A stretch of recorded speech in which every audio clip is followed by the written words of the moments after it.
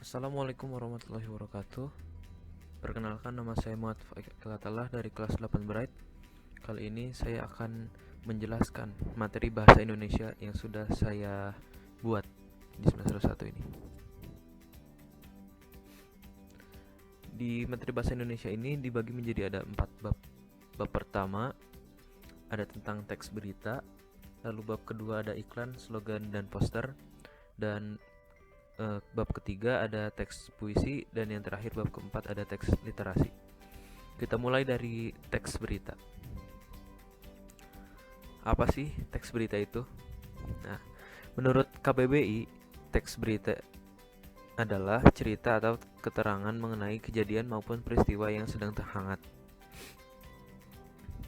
Nah, syarat-syarat berita.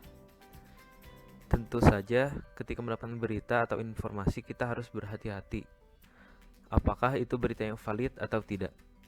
Maka dari itu kita harus mengenal syarat berita, yaitu fakta, objektif, berimbang, lengkap, dan akurat. Selain itu, hal yang harus diperhatikan saat menerima berita adalah mengecek berita dengan jelas, melihat berita tersebut lebih dari satu sumber atau website, dan hati-hati dengan judulnya. Selanjutnya ada jenis-jenis berita. Nah, jenis berita ini ada internet, dari televisi, radio, koran, dan juga majalah. Dan berikut contoh fotonya. Lalu ada unsur-unsur pembentuk berita. Nah, di sini disingkat menjadi adik simba, yaitu A-nya apa yang berkaitan dengan judul, lalu di mana,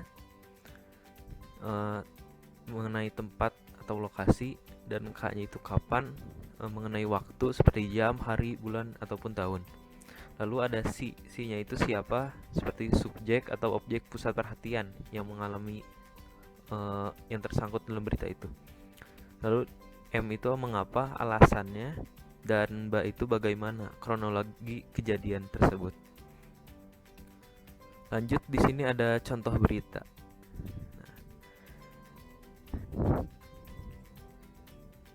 Di sini contoh beritanya, seorang pria menjamret tas wanita di pagi hari. Sebetulnya kriminalitas di Bandung sedang meningkat sejak pertengahan Juli. Hal itu dikarenakan banyak masyarakat yang di PHK dari pekerjaannya. Pada hari Selasa 18 Agustus 2020, seorang pria menjamret tas wanita di pagi hari. Namun ketika penjamret melarikan diri, pengendara yang lain mengejar penjamret dan berhasil ditangkap. Menurut pengakuan pelaku, ia melakukan hal tersebut lantaran tidak mempunyai uang. Sekarang korban menjadi saksi di kantor polisi dan sedang ditenangkan, sedangkan pelaku sudah diamankan di kantor polisi dan sedang diperiksa. Tidak ada korban jiwa dalam kejadian ini. Bandung 18 Agustus 2020. Nah, di sini unsur adik simbanya, apanya itu ada seorang pria menjamret tas wanita di pagi hari. Nah, di mananya itu di sini ada di Bandung. Lalu kapannya pada 18 Agustus 2020. Nah, siapa yang berkaitan dengan berita ini? Ada seorang wanita yang dijamret. Nah, mengapa? Karena pelaku melakukan hal tersebut lantaran tidak mempunyai uang. Dan bagaimananya itu kronologinya. Jadi pada pagi hari seorang pria menjamret tas wanita, namun pelaku berhasil ditangkap dan sudah diamankan ke pihak yang berwajib. Kurang lebih seperti itu. Nah, selanjutnya ada struktur berita. Di struktur berita ini dibagi 4, yaitu ada yang pertama ada judul, mengenai judul beritanya tentu saja. Lalu ada kepala mengenai paragraf pembuka. Lalu tubuh, isi tentang berita yang sedang dibahas yang terdapat adik simba dengan lengkap. Dan ekor adalah paragraf penutupnya.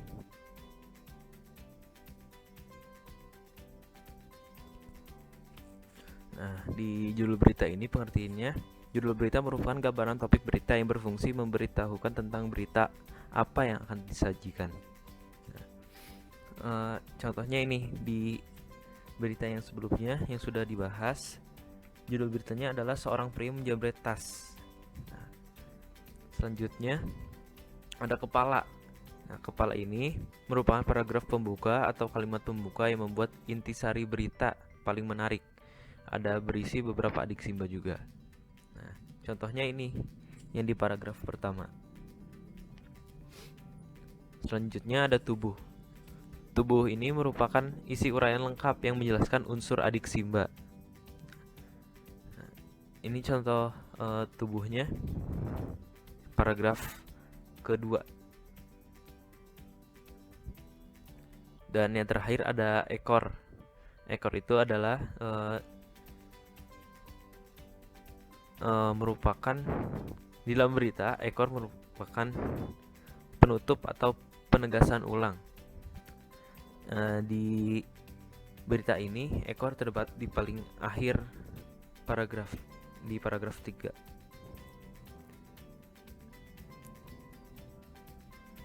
Nah, lalu ada meringkas berita. Cara meringkas berita itu contohnya seperti ini.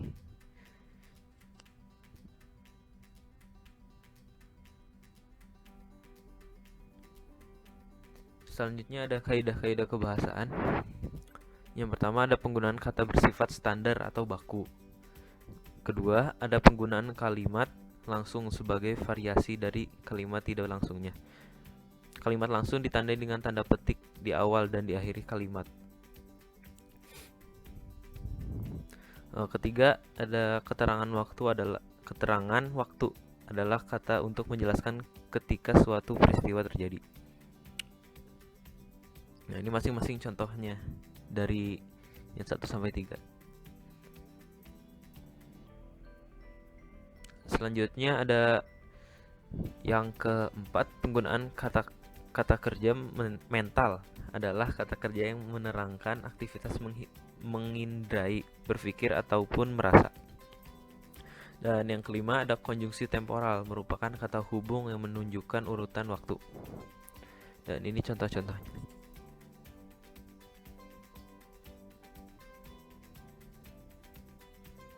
Selanjutnya ada bab kedua, yaitu tentang teks, iklan, slogan, dan juga poster. Perbedaan iklan, slogan, dan juga poster. Iklan itu memadukan unsur gambar dengan kata-kata, unsur gerak, dan juga suara. Sedangkan slogan mengutamakan kata-kata. Dan poster mengutamakan kata-kata dan juga gambar. Selain itu, poster biasanya dipajang di tempat umum. Pengertian dari iklan, slogan, dan juga poster. Pengertian dari iklan adalah teks yang mendorong, membujuk, memberitahu khalayak agar tertarik pada barang dan jasa yang ditawarkan. Sedangkan slogan adalah perkataan atau kalimat pendek yang dipakai sebagai dasar tuntunan. Prinsip utama dari usaha maupun organisasi. Dan untuk poster adalah plakat yang dipajang di tempat-tempat umum. Poster mengandalkan perpaduan gambar dan kata-kata. Selain itu, poster menggunakan kata-kata singkat, jelas, menarik, dan juga lengkap. Selanjutnya ada unsur pembentuk iklan. Nah, unsur pembentuk iklan ini yang pertama ada sumber, yaitu pemasang iklan yang berinisiatif menyandang dana dari pemasangan suatu iklan. Lalu ada pesan, informasi yang disampaikan. Wujudnya bisa berupa pesan verbal dan pesan non-verbal. Nah, yang ketiga ada media, sarana yang digunakan. Misalnya media cetak, elektronik, dan sarana lainnya. Lalu ada penerima. Penerima adalah individu atau kelompok masyarakat yang menjadi sasaran atau objek iklan. Selanjutnya ada efek. Efek adalah perubahan yang terjadi pada diri penerima, baik itu dalam aspek sikap, pola pikir, perilaku, kebiasaan, dan pola hidup.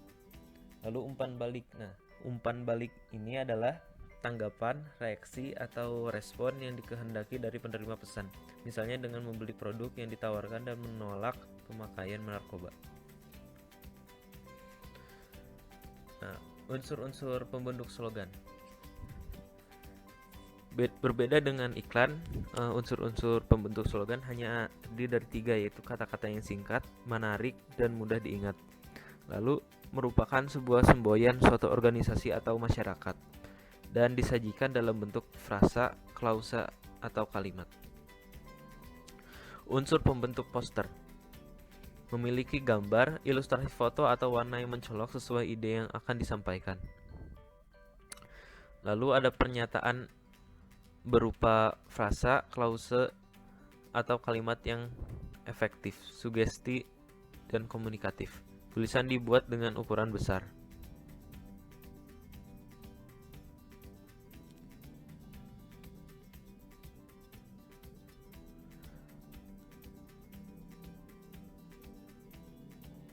Lalu ada klasifikasi iklan.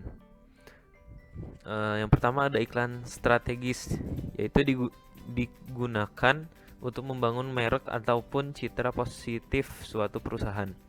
Lalu ada iklan taktis. Iklan taktis dirancang untuk mendorong konsumen agar segera melakukan respon dengan merek tertentu. Pada umumnya, iklan ini memberikan penawaran khusus jangka pendek yang memacu konsumen memberikan respon pada hari yang sama. Ini contoh dari iklan strategis. Ada pasta gigi Pepsodent, lalu ada merek mobil CR-V, Honda, dan Rinso, yaitu deterjen. Dan ini contoh iklan dari taktis. Lanjut di bab 3 ada teks puisi. Pengertian teks puisi. Puisi merupakan jenis karya sastra yang berbentuk singkat, berisi kata-kata indah yang digunakan penyair untuk mengekspresikan gagasan dan pikirannya. Unsur-unsur pembangun puisi. Unsur-unsur pembangun puisi ini dibagi menjadi dua, ada unsur lahir dan unsur batin. Unsur lahir adalah hal yang terlihat atau tersirat dalam puisi sehingga secara ilmiah dapat ditangkap oleh indera pembaca. Sedangkan unsur batin adalah unsur pembangun puisi yang bersifat tersirat atau terkandung dalam setiap kata-kata, lirik, dan bait puisi. Selanjutnya ada unsur lahir. Nah, unsur lahir ini ada tipografi, yaitu bentuk puisi seperti halaman yang tidak dipenuhi kata-kata. Hal ini berhubungan dengan pengaturan baris yang tidak selalu dimulai dengan huruf kapital dan diakhiri dengan tanda titik. Ini contoh dari tipografi. Lalu ada diksi. Pemilihan kata-kata dilakukan oleh penyair dalam puisinya. Kata-kata dalam puisi terkesan lebih sedikit dari karya sastra lainnya, namun memiliki makna yang mendalam. Contoh, sungai mengalir dan menyindir gedung-gedung kota besar. Selanjutnya ada imaji, yaitu kata atau susunan kata yang mengungkapkan pengalaman indrawari, misalnya penglihatan, pendengaran, dan perasaan. Imaji mengakibatkan pembaca seakan-akan melihat, mendengar, dan merasakan apa yang dialami penyair. Lalu contohnya ada bersandar pada tari warna pelangi, kau depanku, bertundung sutra senja. Lalu ada kata konkret, yang itu merupakan kata yang memungkinkan munculnya imaji karena dapat ditangkap indera yang berhubungan dengan kiasan atau lambang. Contoh, salju melambangkan kebekuan cinta, kehampaan hidup, dan lain-lain. Selanjutnya ada unsur lahir. Di sini di unsur lahir ada gaya bahasa, yaitu penggunaan bahasa dengan menghidupkan atau meningkatkan efek serta menimbulkan konotasi tertentu dengan bahasa yang memancarkan banyak makna. Gaya bahasa disebut juga majas. Contohnya majas personifikasi, yaitu dalamnya perkeliaran wajah-wajah lapar, hati yang berteriak karena sunyinya. Lalu ada rima atau irama. Persamaan bunyi puisi baik di awal, tengah maupun akhir.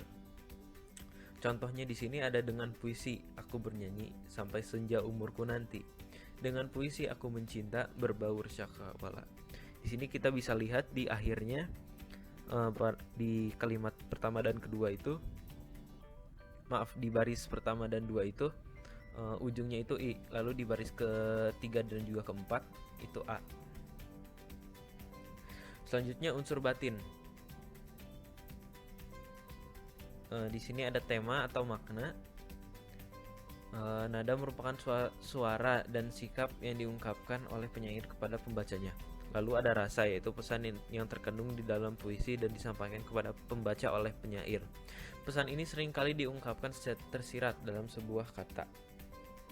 Selanjutnya dari unsur batin ada nada, yaitu tema atau makna merupakan hal yang paling mendalam pada sebuah puisi. Tema atau makna ini dapat menjadikan puisi memiliki kesan dan arti mendalam bagi penulis atau pembacanya. Lalu ada amanat, yaitu merupakan sebuah sikap dari penyair mengenai pokok permasalahan yang berbeda dalam puisi. Rasa biasanya berkaitan erat dengan kondisi sosial dan juga psikolog penyair tersebut. Lalu ada jenis-jenis puisi. Jenis puisi ini dibagi menjadi dua, ada puisi lama dan juga puisi baru. Nah, jenis puisi lama.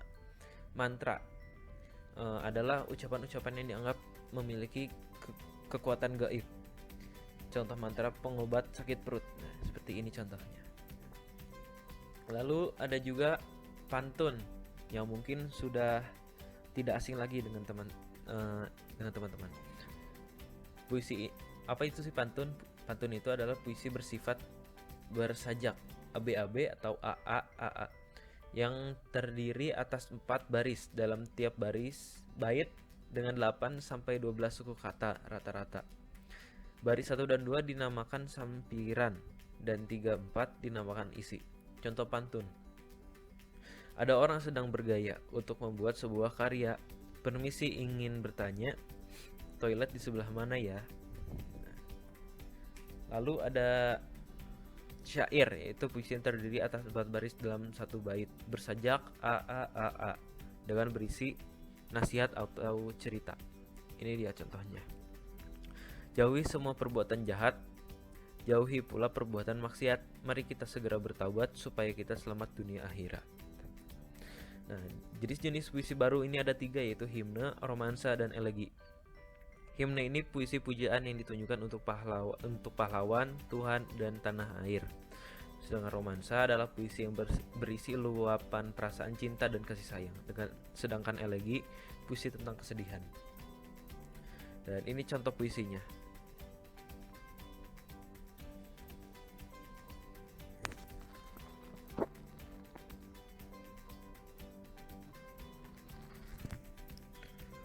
Hal-hal penting dalam pembacaan puisi ada 6, yaitu pelafalan, volume dan suara, intonasi dan tempo, kelancaran dan kecepatan, sikap dan mimik beserta gestur.